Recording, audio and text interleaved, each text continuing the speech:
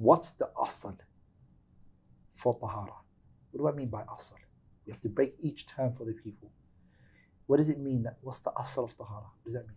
What am I trying to get at? The natural state. Yeah, what's the first thing a person should purify themselves with? What's the default position when it comes to purity? In other words, I'm not structuring it properly.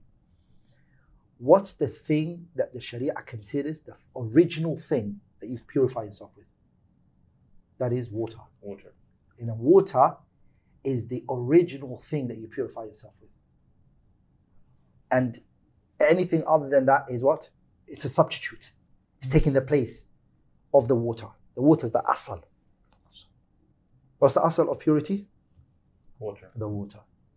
Abdulrahman Hassan radiallahu ta'ala anhuma, he mentions that the water, the asal is that it comes from the what? Allah says, وَأَنزَلْنَا مِنَ السَّمَاءِ مَاءً طَهُورًا. We send down from the sky water which is pure. And then all of these waters that are gushing from the earth, the well, the ice, this and that, all of it comes from what? It's from above. It's from above. So water is the thing that cleans, right? Let's just take a benefit from this. Today, we find a lot of people who clean themselves with what? Tissues.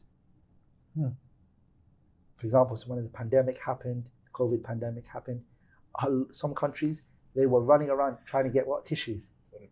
Toilet papers, right? In Islam, what do we first clean ourselves with? Water. Water is the asal. Yeah. And the tissue is the second thing we use. After we clean ourselves with water, we finish it off with tissue. The asal is what? Water. The water is the asal. And it's very important that we know that. And if you just use toilet paper, are you really going to clean yourself? It's not going to clean you. You're still going to... And subhanAllah, I met a man that, mashallah, he embraced Islam, he became a Muslim many years back. And I was asking him, what brought you to Islam? And he said, just hygiene. How Islam is just a hygiene religion, like full of cleanliness, and how much importance it gives to the concept of tahara. And here I want to take out some time and say to the people who are watching, the youngsters especially, who don't clean themselves properly from urine. It's very dangerous. The Prophet ﷺ, he went by a grave. Hadith fi Sahihain. The Prophet went by a grave, and then he said, إِنَّهُمَا لَا يُعَذَّبَانِ. The two people here in this grave are being punished. عَذَابُ الْقَبْرِ. The punishment of the qabr. The grave, they're being punished in the grave. وَمَا يُعَذَّبَانِ فِي كَبِيرٍ. What they're being punished with, it was something so easy for them to restrain from. They could have really protected themselves from this punishment. What was the first thing? The first one was كَانَ يَمْشِي بَيْنَ النَّاسِ بِالنَّمِيمَةِ. This first person, he used to run between the people, tale-bearing. Fulan said this, Fulan said that, Fulan said that, Fulan. He was the tale-bearer, causing mischief amongst the people. Some people are like that. They try to cause mischief between the scholars. So Sheikh Fulan said about you. They cause mischief between students of knowledge. They cause mischief between people of khair. That's the greatest form. Adab al-Qabr comes from this stuff. What's the second one? كَانَ لَا يَسْتَنزِهُ مِنَ الْبَوْلِ. The second thing is, he never used to clean himself from the urine. You urinate, tuck it in, close the zip, and walk out. And will not clean themselves. Adab al-Qabr comes from this. The punishment of the grave comes from it. The Prophet ﷺ, he said in a hadith that an